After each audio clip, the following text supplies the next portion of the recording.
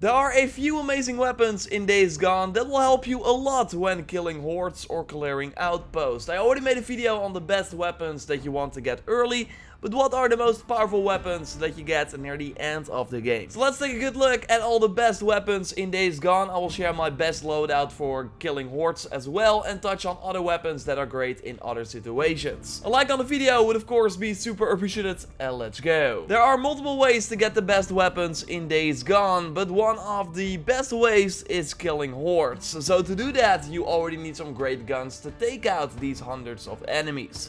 And I would recommend the Chicago Chopper and the RPD for that you can both get at the Wizard Island camp, so the 5th and final camp that you will reach in the game. And killing hordes will then in the end give you better versions of these guns. Near the end of the main story, the hordes will appear on the map, so you can easily track them down, but also to complete the main story you will have to kill at least 4 or 5 hordes. But when you kill 20 of the in total 40 hordes, then you will be awarded with the IDF Pop Assault Rifle that has slightly less damage and rate of fire than the Chicago Chopper, but an insane accuracy that helps a lot to get headshots, especially when enemies are far away.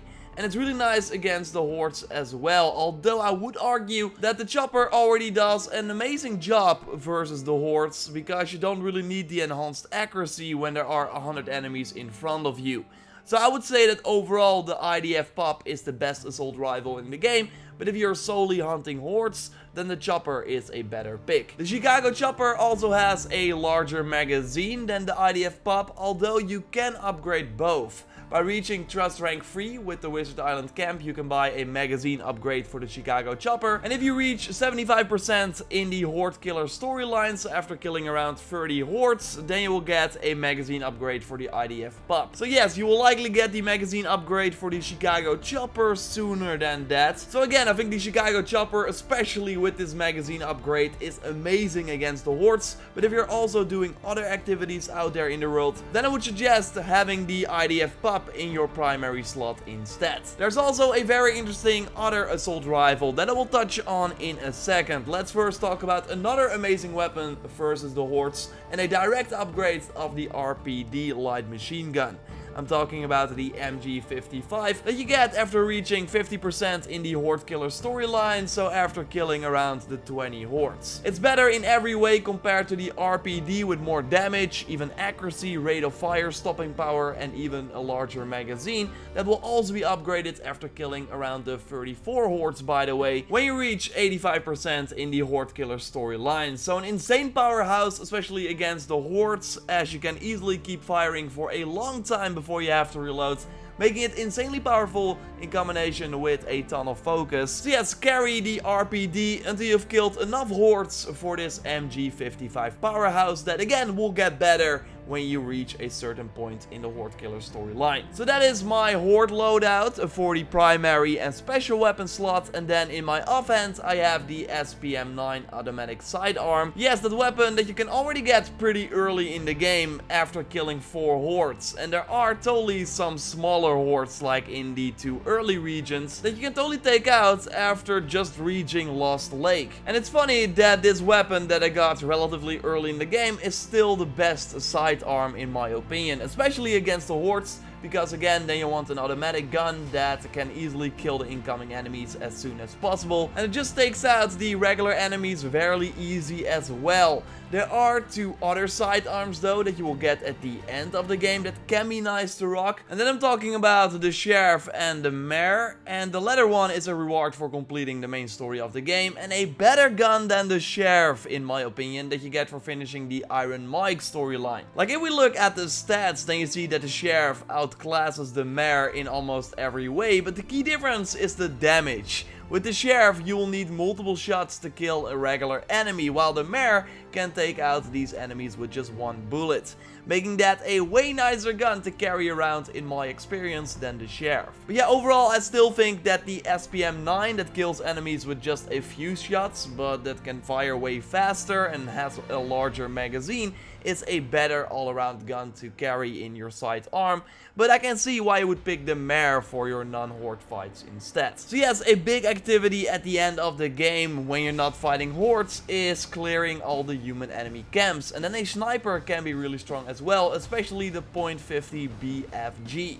that you can get also from the Wizard Island camp after reaching Trust Rank 2. With this gun, you namely one-hit KO the regular enemies and you don't have to like reload afterwards. So you can basically immediately go with your scope to the next target and take that one out as well, and so forth. Only after 10 shots you have to reload, so on paper you can take out 10 enemies before you have to do that. Many of the camps, especially later on as well, will have a ton of the sniper enemies too, so then you can easily take them out without them doing damage to you. So that's why I feel that carrying a sniper when going to these camps is pretty great, and also you don't really need your light machine gun when you got an assault rifle in your primary hand. So yes, for snipers, then the .50 BFG is your best choice. And speaking of human camps, there's another weapon that is great for that. You get this one for completing the Marauder Camp Hunter storyline, and it's the Rock Chuck gun. An assault rifle with less damage and accuracy than the IDF pup from the Horde Killer storyline, but with a very special perk. It's namely always silent, so you don't have to worry about putting a silencer on your gun. That will of course also eventually break. No, every shot of this gun is already quiet. So super powerful when you want to go stealth and quietly take out enemies with other enemies that are like around that, because they will have no clue what just happened, and headshots can easily be done and are of course a one-hit KO anyways, so you can just stay in the bush and pick off the enemies one by one. This gun is also great for killing freakers without the other enemies nearby knowing what's going on. So a nice weapon if you prefer a more stealth playstyle, but if you want to go full aggressive, then the IDF pup or the Chicago chopper is the weapon that you want to use in your primary slot. So again, to get this Rock Chuck gun, you have to complete the Marauder Camp storyline that you simply don't complete by going to the different outposts in the world. Now you really need a mission from one of the encampments to go check out a certain location and take out all the enemies there. So what you want to do is, after finishing the main story, just complete all the missions in these camps, even the ones that aren't regarding the Marauder Camp Hunter storyline, because a camp can only have one mission at a time, so you have to complete that to have, for example, the other Marauder Camp storyline quest appear. So just go to the different camps after they radio you with a job, and then in the end you will have completed all the Marauder Camp storyline missions to get this gun. Sometimes it takes some time before you can see a new job, maybe then saving the game and restarting it might have a new mission pop up. At least that worked for me. Another weapon that I wanted to touch on in this video is more aggressive. After reaching 25% of the Horde Killer storyline, so killing around the 10 hordes, then you'll get the auto shotgun that is super satisfying to use because you can hold the fire button and then unleash 16 powerful blasts after each other without having to reload, and that totally has the enemies back down. Of course, it also kills the regular enemies with just one shot when close by, and that's of course also the thing, you have to be close by with this gun to really make it work. So while it is satisfying to use, I did not really see a good reason to carry this one around over a powerful assault rifle with a larger magazine, especially against the tougher freaker types, because it will still take a really long time with this shotgun to kill these tougher breaker and reacher enemies, so you can better use an assault rifle instead, in my opinion. But yeah, for the shotguns, this is really the best one. There will totally be some stuff that you have to clean up after you finish the main story of the game, but the fact is that you still can only use these weapons for just a few encounters.